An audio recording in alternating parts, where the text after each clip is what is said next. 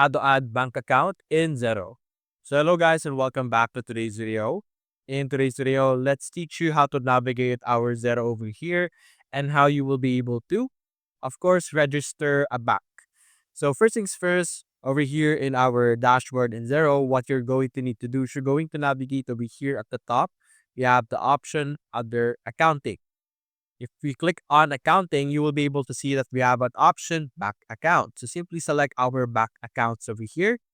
And in this page, as you can see, click on add bank account since I don't have any bank account connected yet.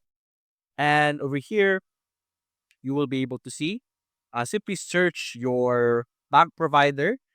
You could even select the country over here and select the specific country you want to check out. So for example, we have this one over here, this temporary.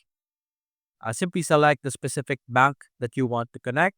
And then you're going to, of course, enter all the necessary information that will allow you to connect your bank, such as your bank number, stuff like that. And then simply connect your bank, and you will be able to easily connect your bank in Xero through that method. And so that's basically it, guys. If you enjoyed this video, leave a like and subscribe. Thanks for watching.